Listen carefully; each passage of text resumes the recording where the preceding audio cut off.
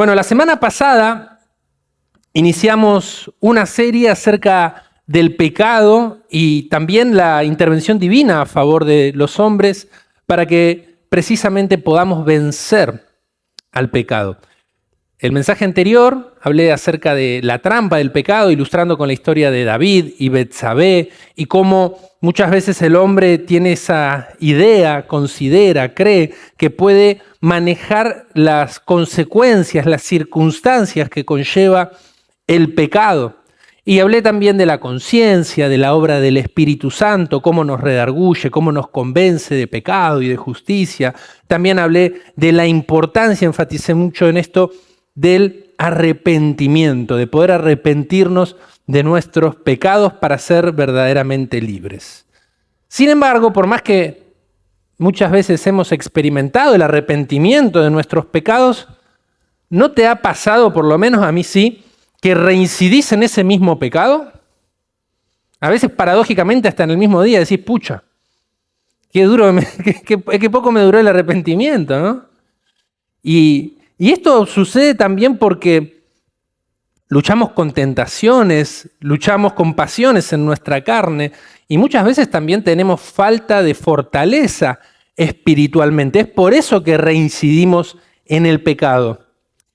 Cuando uno lee el libro de Jueces en el Antiguo Testamento, en el capítulo 13, comienza con un pasaje de estos, ¿no? En el cual dice Jueces 1 que Israel otra vez había hecho lo malo delante de los ojos del Señor. Es decir, había reincidido en un pecado. Por más que no especifica bien en qué tipo de pecado, la narrativa de este libro nos permite deducir que se trataba de algún pecado de desobediencia a través de la idolatría. Y este pecado, como hablábamos la semana pasada, y hoy reitero para que nos quede la idea, trajo consecuencias.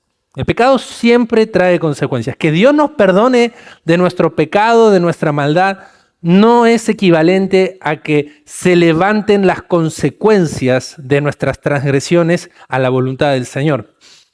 Y la consecuencia que recayó sobre Israel era que un pueblo enemigo, los filisteos, se aventajaron sobre ellos y los amenazaban constantemente. Entonces, en ese contexto, el Señor envía un ángel que habla con un matrimonio de personas estériles y les dice que ellos iban a tener un hijo, que iba a ser un libertador para Israel y que iba a pelear contra los filisteos.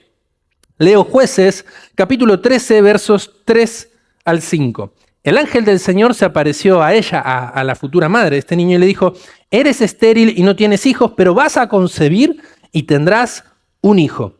Cuídate de no beber vino ni ninguna otra bebida fermentada y tampoco comas nada impuro, pues concebirás y darás a luz un hijo. No pasará la navaja sobre su cabeza porque el niño va a ser nazareo, consagrado a Dios desde antes de nacer.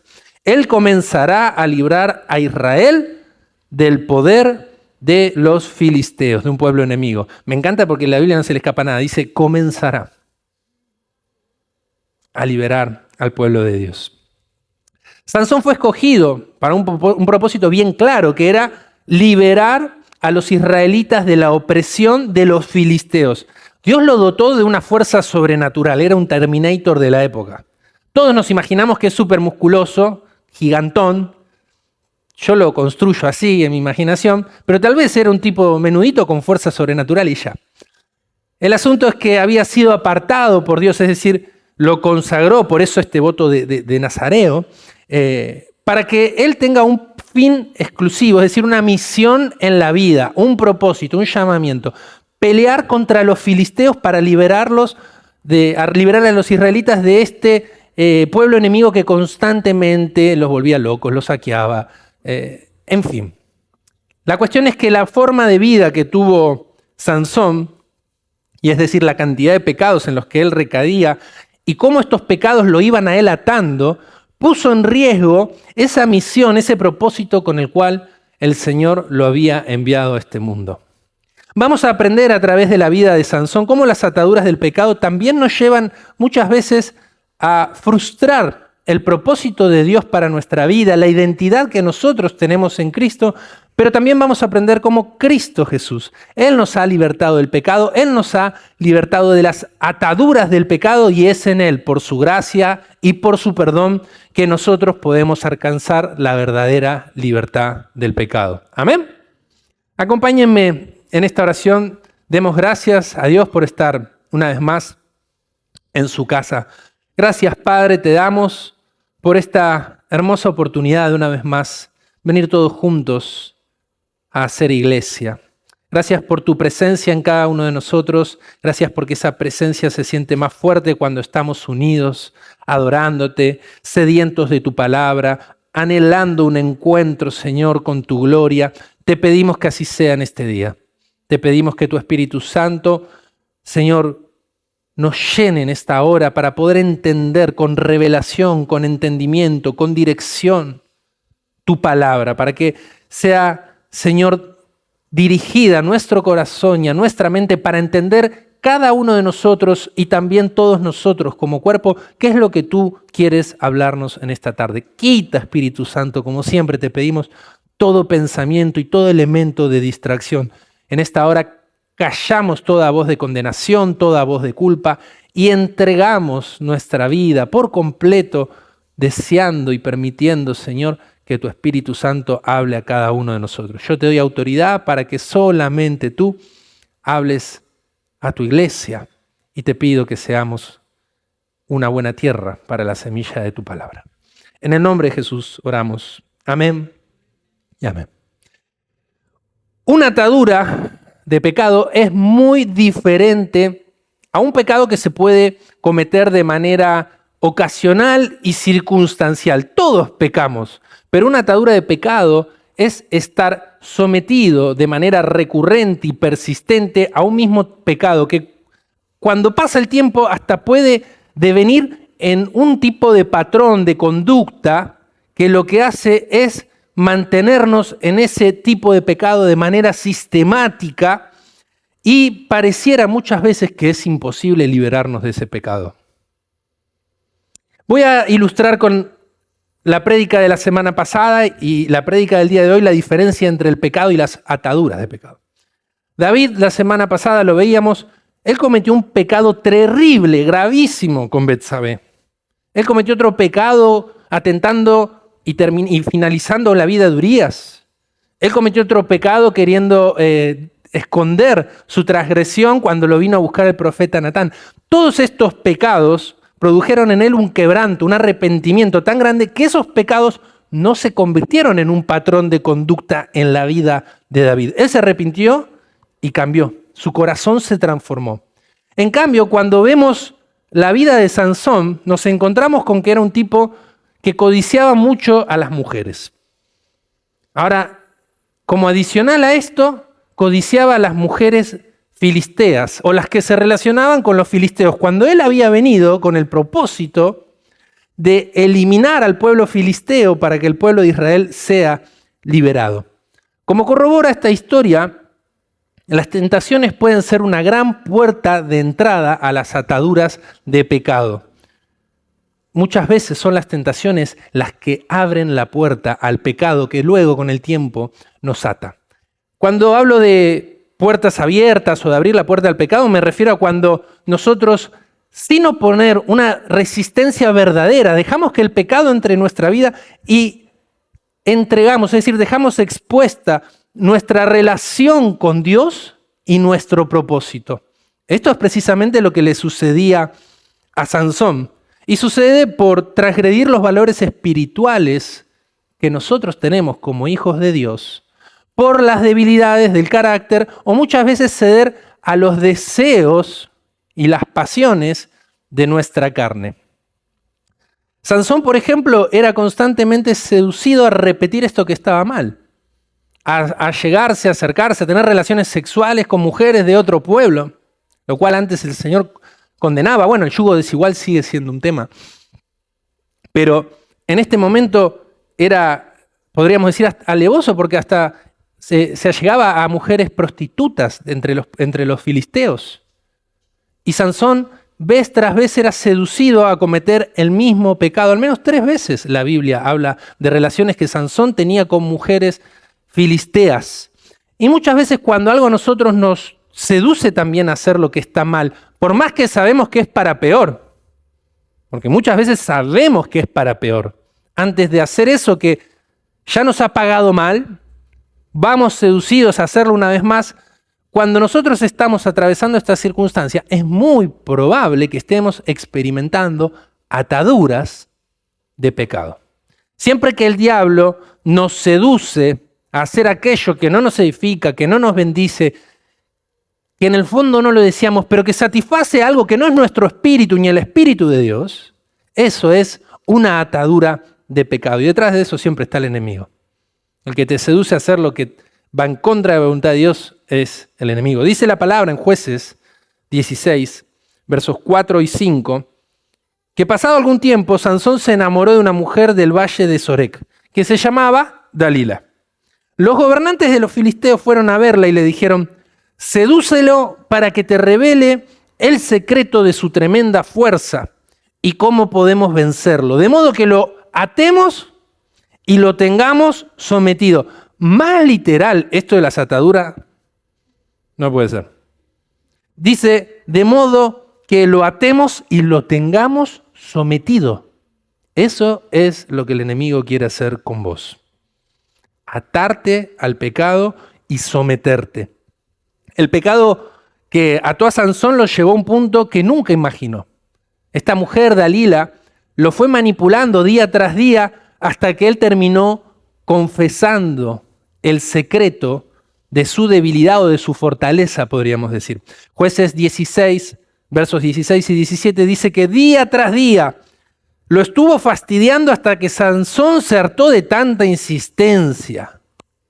Entonces finalmente Sansón le reveló su secreto. Nunca se me ha cortado el cabello, le confesó, porque fui consagrado a Dios como nazareo desde mi nacimiento. Si me raparan la cabeza, perdería la fuerza y me volvería tan débil como cualquier otro hombre. Después de la insistencia de Dalila, después de la insistencia y la estrategia del enemigo sobre su vida, finalmente Sansón diezmó su don, lo que Dios le había dado para llevar a cabo el propósito por el cual lo había escogido. El enemigo trabaja con una paciencia asombrosa día tras día en debilitarnos, pecado tras pecado para atarnos. ¿Y cómo podemos identificar, por ejemplo, una atadura de pecado? Bueno, como decía hasta ahora con la historia de Sansón, una persona probablemente atada al pecado cede fácilmente a los deseos de la carne. Me refiero a impulsos y pasiones que están en la carne y buscan satisfacer la autosatisfacción sin importar, olvidando, pasando por alto que eso le puede producir una consecuencia espiritual y personal. Porque está atada al pecado, no discierne, no comprende. Está atada al pecado y cede fácilmente a la carne. Ejemplos comunes: una persona avara, que no le interesa estafar a otros con tal de acumular, por ejemplo, no sé. Ejemplos comunes pueden ser tranquilamente el enojo desmedido, que eso también está en la carne. Cuando una persona necesita satisfacer su ira, su deseo de venganza, sin importar quién es el que tiene enfrente. La lujuria, como en el caso de Sansón, que buscaba estar con mujeres de una nación enemiga al pueblo de Dios. Puede ser en cosas explícitas como, no sé, la pornografía, el consumo de sustancias, la violencia. Puede ser explícito como lo son, no sé, las infidelidades reiteradas. O puede ser en cosas que a veces son mucho más sutiles. Una persona que no tiene buena salud, sin embargo, se recompensa todo el tiempo con comida. No sé. Piénsenlo como quieran.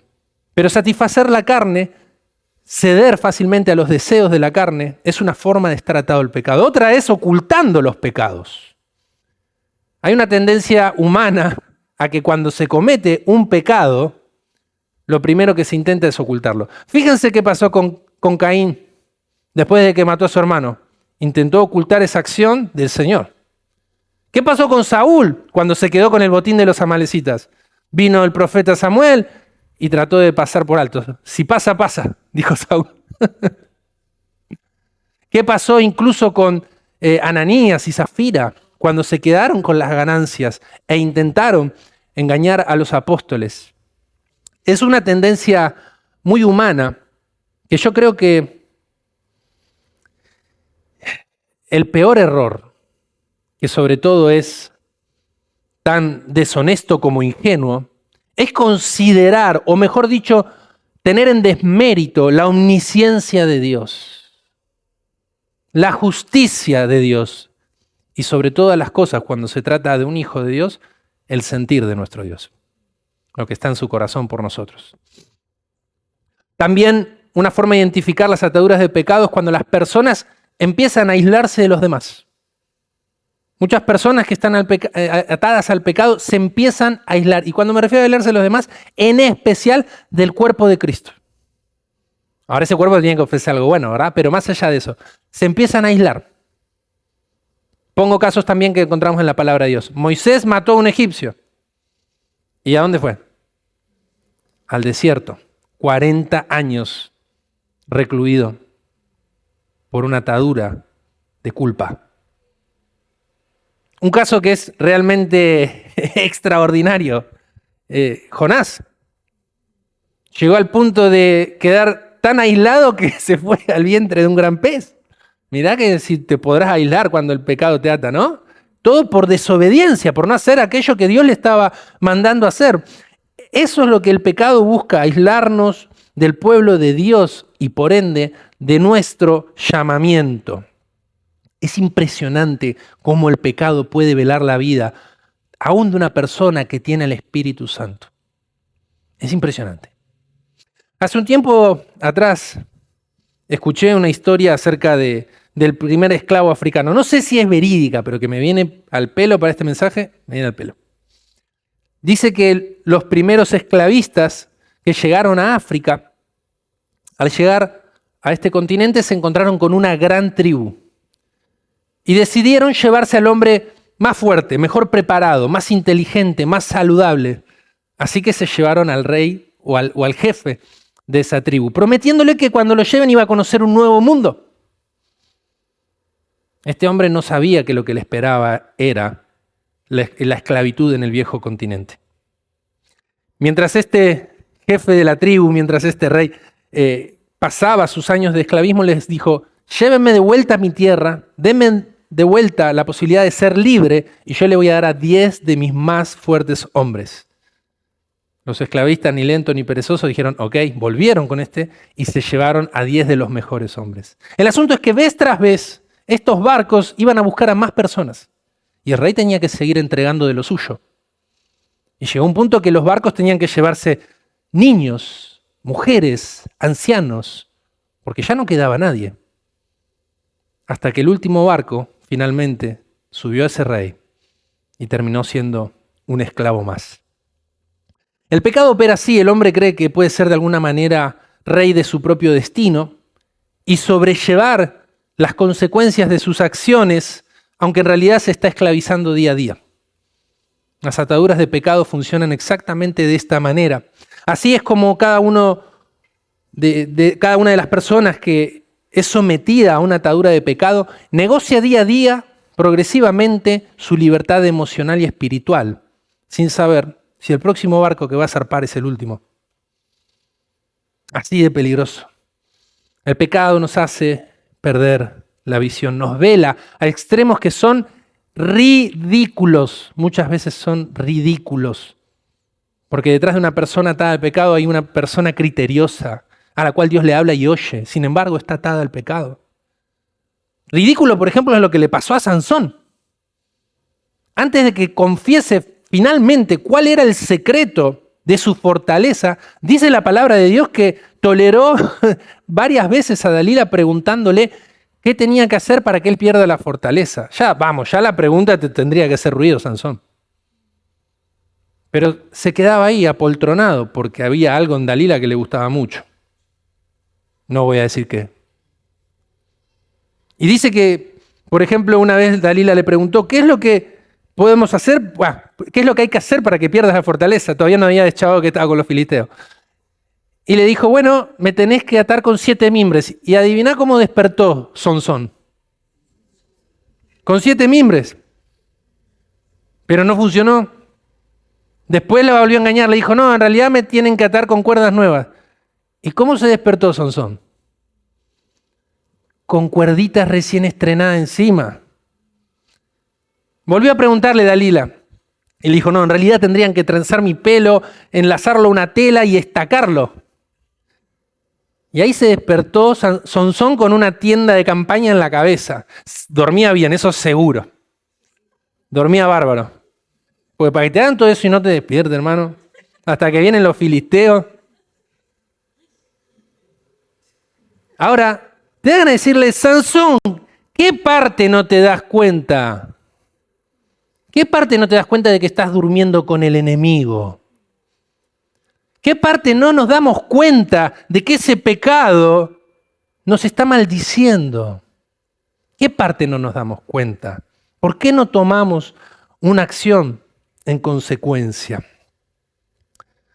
Después de esos engaños, como leíamos antes, finalmente Sansón le reveló a Dalila el secreto de su fortaleza. ¿Y querés que te lea cómo terminó? Después de haberle dicho cuál era el secreto de su fortaleza, presta atención. Sansón terminó así. Leo Jueces, capítulo 16, versos 21 y 25.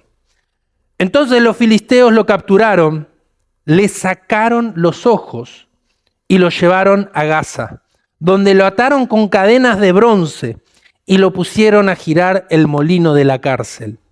En el verso 25 más adelante, cuando los filisteos estaban en una fiesta en el templo de su Dios, dice que cuando estaban en pleno jolgorio gritaron que nos traigan a Sansón para divertirnos. Así que sacaron a Sansón de la cárcel y él los entretuvo. Nació para ser un libertador de su pueblo.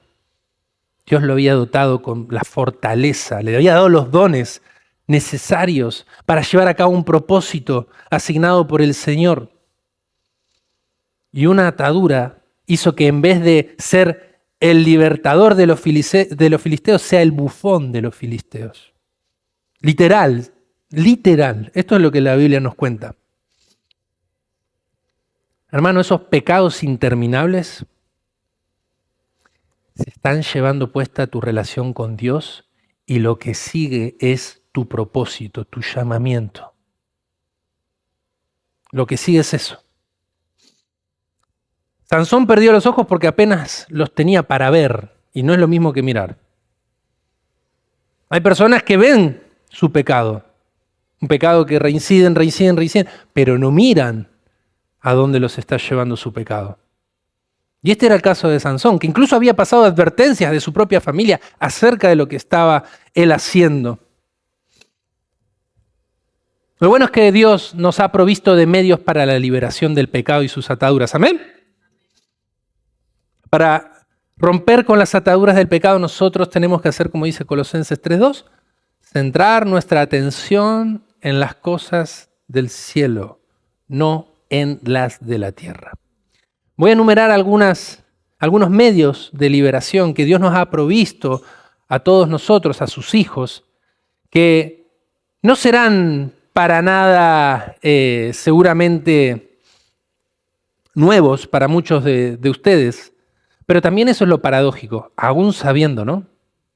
Aún entendiendo, muchas veces no ejercemos estos medios de liberación. El primero es la palabra, dice Salmo 119:11, he guardado tu palabra en mi corazón. ¿Y qué dice ahí al final del verso? Para no pecar contra ti. Es decir, que la palabra nos guarda de no pecar. Es decir, que el diablo no puede atar fácilmente a una persona que tiene su corazón arraigado en la palabra de Dios. El diablo no puede seducir fácilmente con pecado a una persona que tiene su corazón arraigado en la palabra de Dios. En Santiago 4:7 la palabra dice, resistan al diablo. Resístanlo en sus tentaciones, en sus artimañas, en sus estrategias, resístanlo. Y él huirá de ustedes. ¿Con qué resistió Jesús a Satanás en el desierto? Con lo que estaba escrito. uno de los medios de nuestra liberación, por la cual el diablo termina huyendo, desistiendo de llevarnos a una vida de pecado, de ataduras, es que tenemos nuestro corazón arraigado a la palabra de Dios, cimentado en la palabra del Señor. El otro es la oración. Este es un gran medio de liberación y también resistencia, sobre todo cuando pareciera que el enemigo tiene la situación controlada, ¿no? ¿No te pasó a veces de orar como vos decís, Señor, está todo fuera de control? ¿Dónde estás? Jesús en Getsemaní, instantes antes de ser entregado, ¿qué hizo? O sea, fue con algunos, vamos a describirlo bien, fue con algunos de sus discípulos, con los más íntimos, Pedro, Jacobo, Juan, se alejó un poco de ellos, se puso a orar, volvió a ellos y les dijo que velen en oración para que no caigan en tentación. El Señor los estaba mandando a orar para que ellos puedan quedar blindados de las acechanzas del diablo. La oración no solo te blinda, sino que te conecta con Dios. Y este es otro de los grandes medios de liberación, la comunión con Cristo. La comunión con Cristo Jesús. Él le dijo a los suyos, oigan, separados de mí, nada pueden hacer. Juan 15:5, el Señor les dijo, el que permanece en mí, es decir, el que tiene comunión conmigo, el que está en común unión conmigo, y yo en él, este lleva mucho fruto, porque separados de mí ustedes nada pueden hacer. El secreto que no es secreto, para llevar una vida que no sea estéril espiritualmente, para llevar una vida que dé frutos, es estar en comunión con Cristo, hermano. Es poder tener relación con nuestro Señor. Y por último, el medio de liberación en el cual me gustaría hoy hacer énfasis, la confesión. Importantísimo en la vida de todo hijo de Dios, la confesión.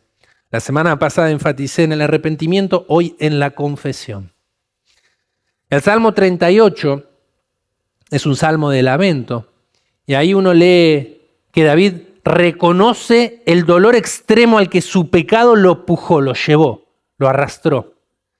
Y en medio de su dolor, en medio de su lamento, ve a la confesión como una salida a su sufrimiento. Miren lo que dice Salmo 38, versos 17 y 18. En realidad, estoy a punto de caer. ¿Te sentiste alguna vez así? ¿Tambaleando? Y mi dolor no me abandona. Es por que está a punto de caer, es porque no deja de sufrir. Él dice, voy a confesar mi maldad, pues me pesa haber pecado. Es decir, ve en el acto confesional una posibilidad de sanar su dolor, de menguar su angustia. Cuando también nosotros nos sentimos a punto de caer, la confesión es un acto poderosísimo que también nos lleva a ser redimidos. Creo que todos deberíamos a diario practicar la confesión con el Señor. Creo que todos deberíamos hacerlo porque nos lleva a ser parte activa de la reconciliación que Dios nos ofrece. Nos lleva a ser parte activa de la reconciliación con Dios, la cual está claro que es en Cristo Jesús, pero somos parte activa, estamos involucrados en esa reconciliación, en esa paz con Dios y le damos oportunidad al Espíritu Santo de Dios de que nos restaure, de que nos ministre por medio de la confesión, hermano. La Biblia también incluso nos manda a que nos confesemos los unos a los otros, para que oremos los unos por los otros y seamos sanados. Ahora hay muchas personas que les cuesta horrores confesarse, les cuesta muchísimo. Algunos no pueden confesarse precisamente por ataduras de pecado, ataduras de vergüenza, ataduras de condenación, porque el enemigo a diario los acusa de su pecado. Ataduras incluso de orgullo, de soberbia. porque les cuesta muchísimo admitir su debilidad, admitir que han fracasado en algo. Ataduras de temor y de preocupación, quizás por miedo a que confesándole su pecado a alguien pierdan crédito, pierdan algún tipo de reputación a los ojos de quienes están confesándose. Ataduras incluso de incredulidad y de culpa, porque creen que Dios no los va a perdonar tan gravísimo pecado que va en contra de su ley. Para una persona que es culpable, que se la haya culpable de haber violado la ley, para que esa persona sea liberada debe ser indultada. La palabra indulto significa gracia excepcional que concede una autoridad, la cual perdona la pena correspondiente. Esto precisamente es lo que Dios nos ofrece, y la palabra dice que si nosotros confesamos nuestros pecados, Él que es fiel y justo, ¿qué dice? Mira Juan 1:9, ¿qué dice? Que Él nos va a perdonar y nos va a limpiar de toda maldad. De toda maldad. Romanos 8, 1-2 dice, por lo tanto, ya no hay condenación para los que pertenecen a Cristo Jesús. Y porque ustedes pertenecen a Él en afirmativo, está hablando, el poder del Espíritu Santo que da vida los ha libertado del poder del pecado que lleva a la muerte. Te reitero, el poder del Espíritu que da vida los ha libertado del poder del pecado que lleva a la muerte. Acá había dos poderes. El poder del Espíritu y el poder del pecado. Y uno venció al otro. Lamentablemente nosotros muchas veces tenemos más parte con otro tipo de poder. El Señor en su gracia, vez tras vez, sale a nuestro rescate y pelea nuestras batallas, porque esa es la verdad. Él pelea nuestras batallas. No somos nosotros. No es nuestra convicción, no son nuestras virtudes, no es nuestra sabiduría, no es nuestra fortaleza. Es la gracia del Señor que viene vez tras vez a nuestro encuentro. Es el poder de su Espíritu que ha anulado el poder del pecado. Por lo tanto, hemos sido liberados de la condenación del pecado y también de su yugo. Mirá lo que dice Romanos 6:6. Sabemos que nuestro viejo ser pecaminoso fue crucificado con Cristo para que el pecado perdiera su poder en nuestra vida. Ya no somos esclavos del pecado. Ya nos liberó, ya nos libertó, ya nos sacó de esa condición, ya fuimos indultados. La ley está ahí para darnos conciencia de lo que está bien y está mal, pero la gracia de Dios fue la que sorteó su propia ley y vino a traernos gracia suficiente para que vivamos una vida conforme a su voluntad. No solo fuimos liberados de la condena, sino también de la esclavitud a la que el pecado nos quiso someter. Y amado, amada, esto no es algo simbólico. Lamentablemente lo repetimos tanto que se convierte en una especie de nube etérea. Esto no es algo virtual. Esto es un decreto espiritual que determina lo que pasa en los cielos, en la tierra y aún debajo de la tierra. A veces las cuestiones espirituales es como que como no las agarramos con nuestras manos, bueno, se nos escapan. Pero las que importan se pueden agarrar con el corazón y con la mente.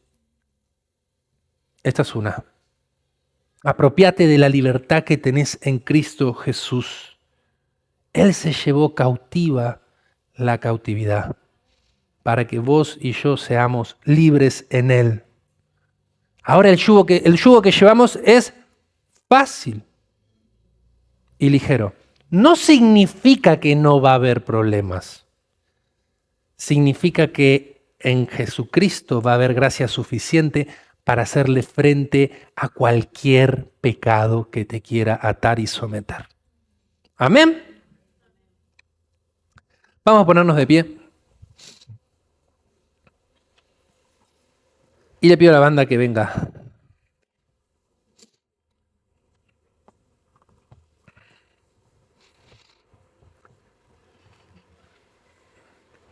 No sé cómo viniste hoy, pero a muchos o a todos nos ha pasado en algún momento sentirnos en las últimas, como que ya no hay más. Y es aún en las últimas que Dios nos da los medios, nos da las fuerzas para llevar a cabo nuestro propósito, para cumplir con el propósito que Él tiene para nuestras vidas.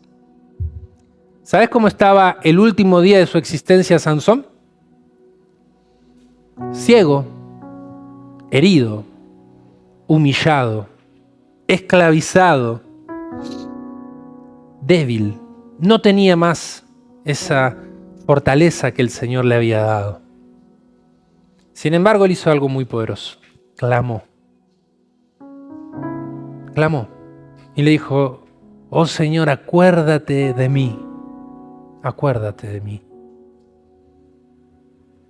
Y dame una vez más tu fortaleza. Y el Espíritu de Dios vino sobre él y le dio una vez más esa fuerza con la cual el Señor lo había dotado. Y le pidió a un muchacho que estaba ahí que le ayude a poner sus manos sobre unas columnas en ese templo donde estaban reunidos todos los filisteos adorando a su Dios. Y dice Jueces 16:30 que luego empujó con toda su fuerza.